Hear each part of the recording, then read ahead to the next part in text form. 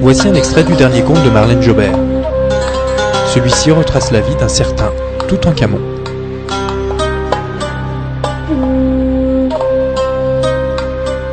Ferme tes petits yeux. Voilà. Maintenant, imagine. Ce soir, ce n'est pas sur ton lit que tu es allongé, mais sur un tapis volant. Tu planes dans les airs, entre ciel et terre, les cheveux caressés par le vent, puis ce vent se fait de plus en plus doux, plus chaud, très chaud, presque brûlant. Et tu te sens alors délicatement déposé. Tu te demandes dans quel endroit de notre planète tu viens d'arriver. Tout te paraît si étrange. C'est normal, tu es dans le passé.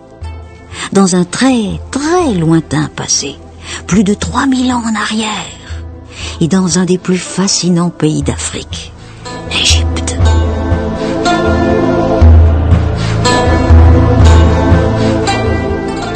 Eh bien tu vois, Lucie, le livre que je t'ai apporté ce soir va te donner la même impression de magie que ce tapis volant. L'impression en le feuilletant d'être vraiment transporté dans ce pays, tu verras.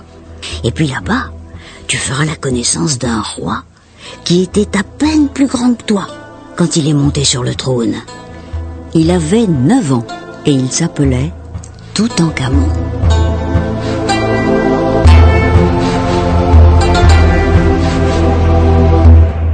Être roi à 9 ans, tu crois que cela n'est possible que dans les contes, hein? Eh bien pourtant tu vois, cet enfant roi a vraiment existé.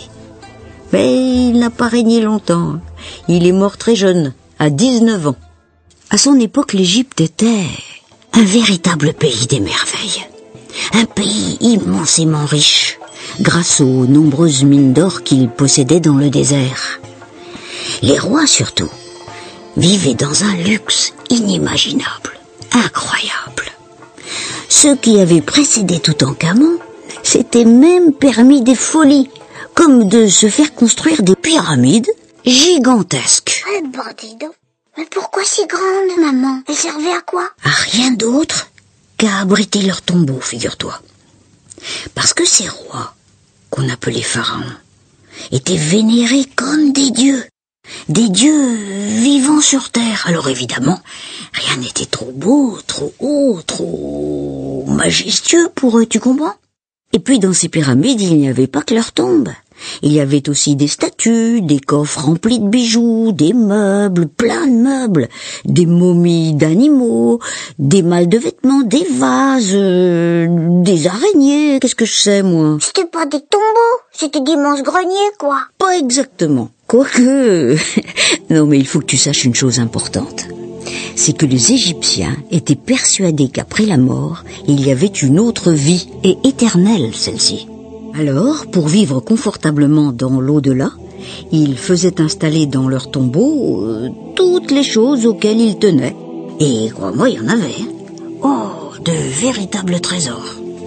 Malheureusement, au cours des siècles, eh bien, toutes ces pyramides ont été pillées jusqu'à la dernière petite amulette.